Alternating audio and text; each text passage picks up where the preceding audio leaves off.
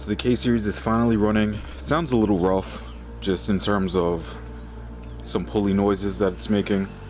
And I talked to a couple people on forums, and they said that the clutch is supposed to be, I guess, a little chattery, but it feels nice. It revs nice.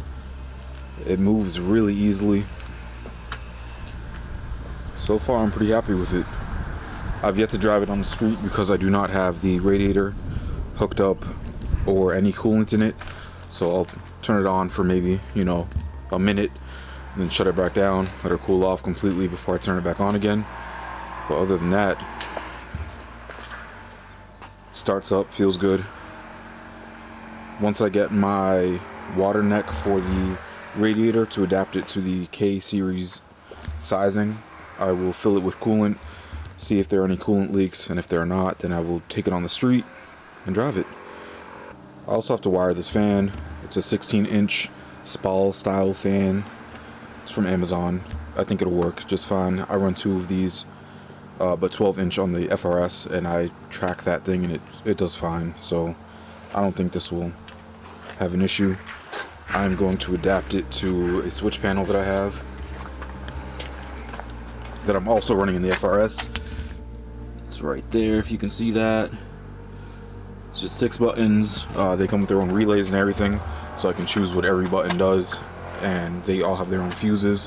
So the first one will probably be the fuel pump, since the relay that K-Power Industries provided with the kit, one of them doesn't work, and I have 3. So I'm just gonna tap that into the switch panel so I can just control fuel with a button, and the fan will be another button, and my power steering will be another button. I am doing the Volvo power steering. I haven't gotten it to work for some reason. I thought this wire was the one that I needed to power it, but I'm now thinking that it's another one. So I'm going to try those other 2 wires and see if she kicks on. If she does, I'll fill her with fluid, and I should be good with power steering. Other than that, it's pretty much ready to drive, other than coolant. I'm going to flush this oil out. This is the oil that I started the car with, just to make sure, there's fresh oil in there. I'm going to flush this oil, put some brand new oil, and then take her on a drive. A couple other things I need to do are button up the fuel pressure regulator. I made a line a little too short. I had it mounted to that bracket there, but I take it off. And put the injectors in and get a base map that's actually for the turbo setup. Right now I have the stock injectors in there with the stock map sensor. I need to order a map sensor as well, which I'll probably do today. And that's really it. Praying that these axles hold.